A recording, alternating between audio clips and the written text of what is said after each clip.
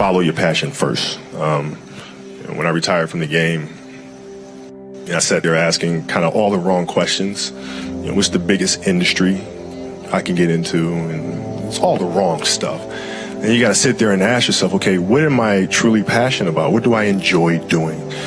And when you feel that way, honestly, you feel like you have never worked a day in your life. It's the most fun thing in the world. You get up in the morning excited about what you're doing. And you got to be really honest with yourself about it. If you wake up in the morning and you're dreading going to work, dude, do something else. Right. Do something else. And those are hard decisions to make. But when you make those decisions, it's a very liberating experience. And you find out that the rewards will come. I think the best way to prove your value is to work, is to learn, is to absorb, to be a sponge. But you always want to outwork your potential. As hard as you believe you can work harder than that. And that's what I tried to do when I first came in the league. But basketball is such a direct competition sport that me coming in at 17, I hated when my teammates would say, I get hit with an elbow, right? Shaq would hit me with an elbow in practice. And Nick Van Exel would come up and say, "Are you okay?" I'm like, what? Mao, are you okay? What the hell's wrong with you? So I always had that extra chip on my shoulder. So every day in practice for me was really trying to annihilate everybody that I was playing against. Because I wanted to prove you don't need to babysit me. I'm fine, And so it's always that competitive nature, the work ethic, and curiosity. Because I asked a lot of questions. When playing with Byron Scott, I asked him a lot of questions. Eddie Jones, who was great at chasing guards off the screens, and I didn't understand how to do that. I would sit with him before practice, after practice. Magic, all the Laker greats, I would always sit down and just ask them questions about certain games that I studied growing up. What actually happened there? What did you feel there and why? We were playing against the Lakers, Tom, and we were out here in LA. So the game was at 7. I was like, you know what? I'm gonna come to the Staples Center because we're playing. This is when the Lakers had Kobe and Shaq. Okay, this is like the championship Lakers.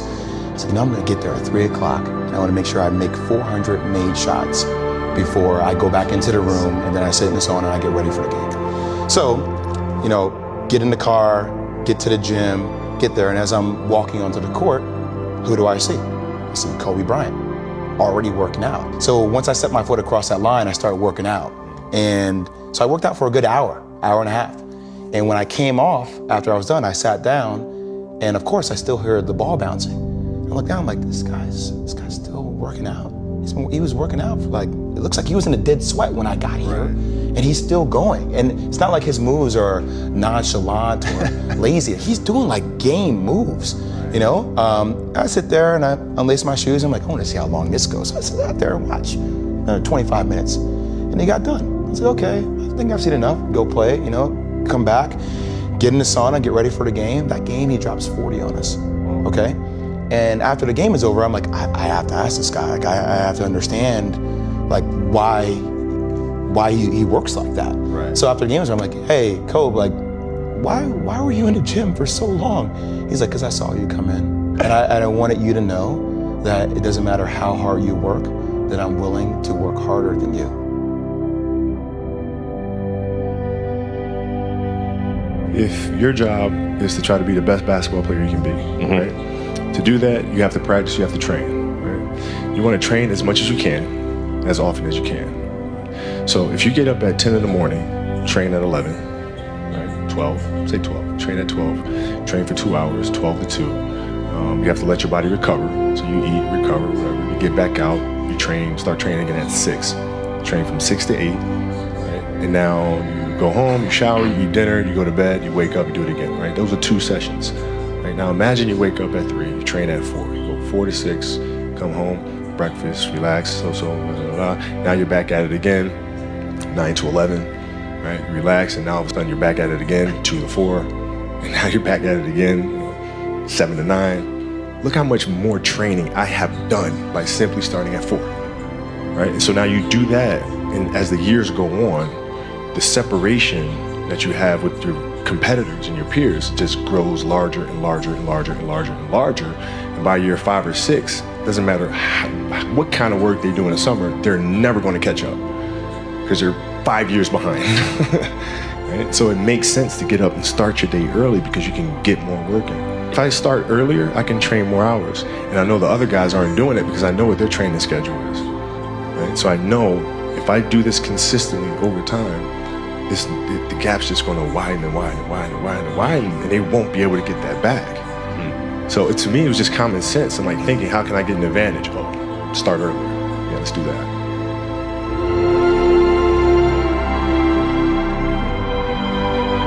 How do you develop that, or where do you learn that from? Well, I think it's just it's just a matter of what's important to you. What's important to you for whatever reason.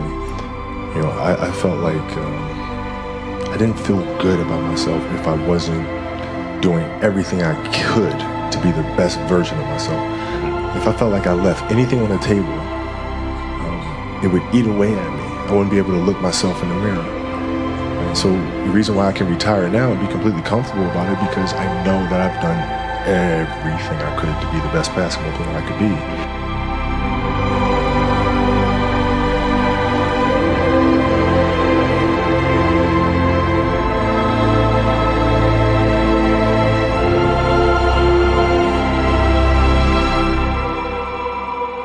This has been absolutely beautiful, you guys. I can't believe it's come to an end.